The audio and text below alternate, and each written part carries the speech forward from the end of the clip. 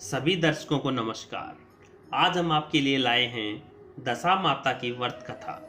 तो चलिए शुरू करते हैं। सालों पहले नल नामक एक राजा राज किया करते थे। उनकी पत्नी का नाम दमयंती था। दोनों अपने दो बेटों के साथ सुख से जीवन व्यतीत कर रहे थे। राजा के शासन में प्रजा भी काफी समृद्ध और खुश थी। कुछ समय बाद होली दशा का त्योहार आया। दोपहर के समय जब रानी अपने कमरे में आराम कर रही थी तो एक ब्राह्मण महिला राजमहल में आई और रानी से मुलाकात करने की इच्छा जताई। आज्ञा मिलने पर उस ब्राह्मणी को रानी के पास ले जाया गया। रानी के पास पहुंचकर उस महिला ने कहा, हे महारानी, ये दशा डोरी तुम ले लो। इस पर वहां खड़ी दासी भी बोली, हाँ महारानी, आज होली दशा है और आज के दिन विवाहित महिलाएं दशा माता का व्रत करती हैं। इस व्रत में महिलाएं इसी डोरी की आराधना कर उसे अपने गले में बांधती हैं। इसे बांधने से घर की सुख शांति बनी रहती है। दासी की इस बात को सुनने के बाद रानी दमयंती ने उस डोरी की पूजा कर उसे अपने गले में बांध लिया। कुछ दिन बीत जाने के बाद राजा नल ने अपनी पत्नी के गले में उस डोरी को बंधा देखा। उसे देखते ही राजा ने अपनी पत्नी से पूछा, आपके पास इतने सोने के हार होने के बावजूद इस डोरी को आपने क्यों बांध रखा है गले में?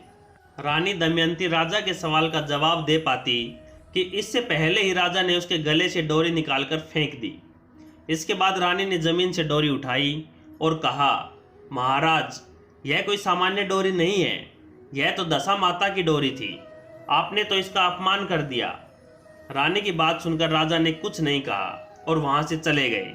उसी दिन रात को राजा ने एक सपना देखा। सपने में दशा माता एक बूढ़ी औरत के रूप में आई और राजा से कहा, हे राजन, अब तेरी अच्छी दशा समाप्त हो रही है और बुरी दशा की शुरुआत होगी। तुमने मेरा अनादर करके सही नहीं किया। इतना कहकर वह गायब हो गई।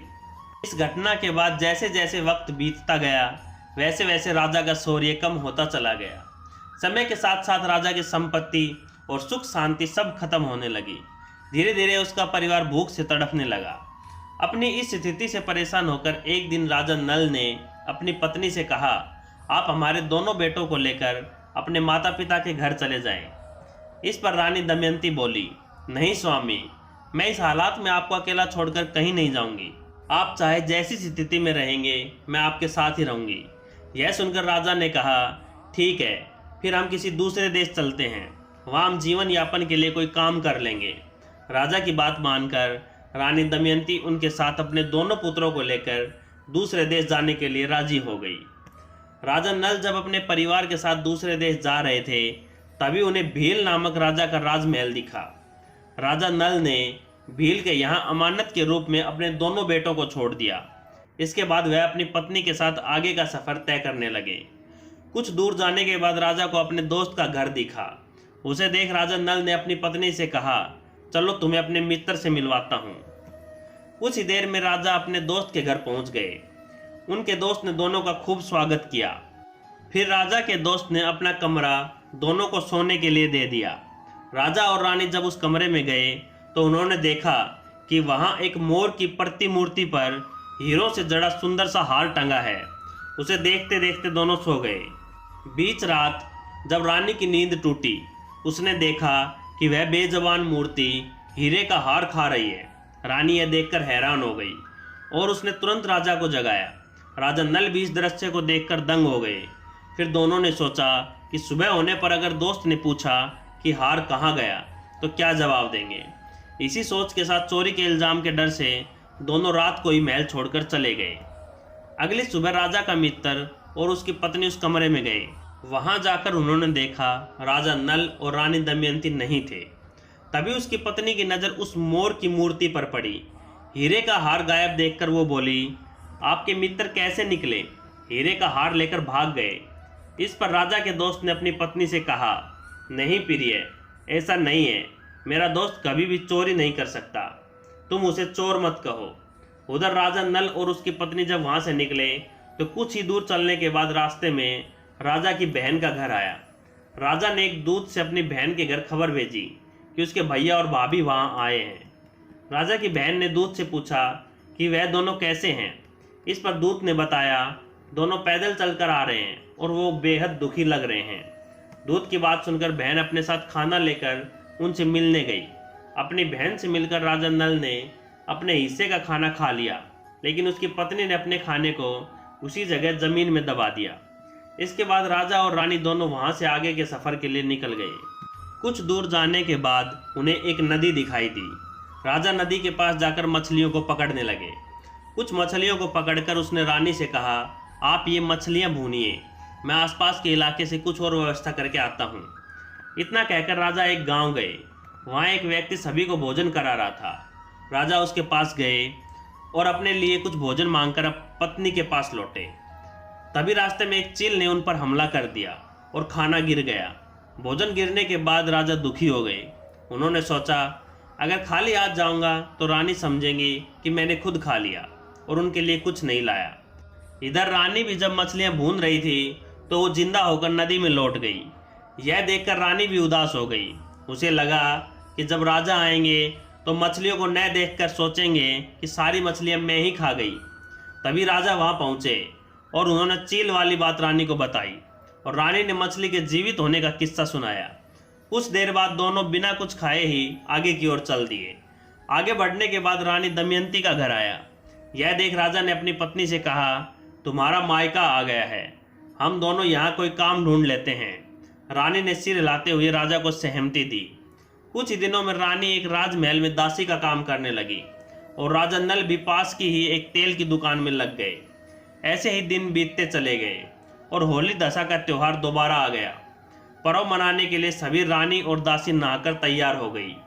राजमाता को अपने बाल बनाने थे, इसलिए दासी बनी रानी दमयंती उनकी मदद करने लगी। फिर दमयंती के बाल बिखरे हुए देखकर राजमाता दासी के बाल संवारने की कोशिश कर रही थी कि उन्हें दासी के सर पर एक निशान दिखा। उसे देखते ही राजमाता भावुक होकर रोने लगी। राजमाता को रोता देख दासी ने पूछा, आप भावुक क्यों हो गई? राजमाता ने जवाब दिया, मेरी एक बेटी है जिसके सिर पर ऐसा ही निशान है, यह देख मुझे उसकी याद आ गई। यह बात सुनकर दासी ने कहा, हे माता, मैं ही आपकी वो बेटी हूँ। अब मेरी हालत ऐसी हो गई है क्योंकि मैं और मेरा परिवार बुरी दशा से गुजर रहे हैं। हमें दशा माता का अभिशाप मिला है। यह सुन राजमाता ने कहा, बेटी तूने ये सारी बातें मुझसे अब तक क्यों छुपाई? इसके जवाब में बेटी ने कहा, अगर मैं यह बात आपको बता देती तो मेरे बुरे दिन समाप्त नहीं होते। आज फिर से दशा माता का व्रत है और मैं यह व्रत रखकर दशा माता से माफ़ी मांग लूँगी। तभी राजमाता ने पूछा कि हमारे दामाद कहाँ हैं? बेटी ने बताया कि वह पास के ही एक तेल की दुकान में काम करते हैं। राजमाता ने तुरंत कुछ लोगों को भेजकर अपने जमाई को महल बुलवाया। फिर उन्होंने अपने जमाई को नए वस्त्र देकर तैयार होने और भोजन करने को कहा। बाद में मिलकर राजा और रानी दोनों ने दशा माता की पूजा की। पूजा करने के बाद राजा नल और रानी दमयंती की अच्छी दशा लौट आई। दशा ठीक होने के बाद राजा ने अपने ससुराल में कुछ दिन बिताए और फिर अपने राज्य वापस लौटने की इच्छा जताई। दामाद की बात का मान रखते हुए रानी दमयंती के पिता ने काफ़ी धन संपत्ति देकर बेटी और दामाद को विदा किया। अपने प्रदेश की ओर लौटते समय रानी उस जगह पर गई जहां उसने मछलियों को भूना था और राजा के भोजन पर चील ने हमला करके गिरा दिया था। वहां से निकलने के बाद राजा दोबारा अपनी बहन के नगर पहुंचे। यहाँ पहुंचते ही फिर से एक दूत ने राजा की बहन को बताया कि उसके भैया और भाभी आ रहे हैं। बहन ने उस दूत से उनका हालचाल जाना। इस पर दूत ने बताया दोनों की दशा अच्छी है और वो खुश लग रहे हैं। यह सुनकर राजा की बहन मोतियों से भरी थाल लेकर भैया और भाभी से मिलने पहुंची। राजा की बहन को आता देख रानी ने धरती माता से विनती की और अपनी अमानत को वापस मांगा। फिर वह उस जमीन को खोदने लगी जहां उसने जाते समय रोटी और कांदा गाड़ा था। जमीन खोदने पर सोने और चांदी में परिवर्तित रोटी और कांदा निकला, जिसे रानी ने अपनी ननद को दे दिया। अपनी बहन से मुलाकात करने के बाद राजा और रानी उसी मित्र के घर पहुंचे जिसने उन्हें सबसे पहले शरण दी थी। यहाँ उस मित्र ने पहले की तरह ही राजा और रानी की मेहमान नवाजी की। साथ ही रात में सोने के लिए दोनों को वही कमरा दिया जो पहले दिया था। राजा को उस रात नींद नहीं आई और वह मोर की प्रतिमा द्वारा हार निगलने वाली बात के बारे में सोचता रहा। तभी उसने देखा कि वो मोर निगले हुए हार को वापिस उगल रहा है। उसने तुरंत अपने दोस्त और उसकी पत्नी को जगाया और वह दृश्य दिखाया। यह देख दोनों दंग रह गए। तब राजा ने कहा, मित्र, तुम्हारे हार को इस मोर ने खाया था और तुमने सोचा होगा कि इसे हम चुराकर भाग गए। अपने दोस्त को सच्चाई बताने के बाद राजा और रानी महाराज भील के पास पहुंचे और अपने बेटों को वापस मांगा। जहां राजा भील ने उन्हें लौटाने से मना कर दिया। इस पर गांव वालों ने उसका कड़ा विरोध जताया। इसके बाद राजा भील ने बेटों को लौटा दिया। फिर राजा नल और रानी दमयंती अपने बेटों के साथ नगर की ओर लौटने लगे। अपने राज्य पहुंचते ही वहां के लोगों ने धूमधाम से राजा का स्वागत किया। इसके बाद राजा पहले की तरह खुशी खुशी अपने परिवार और प्रजा के साथ जीवन व्यतीत करने लगे। हमें कभी भी भगवान का अनादर नहीं करना चाहिए। ऐसा करने पर बुरे परिणाम झेलने पड़ सकते हैं।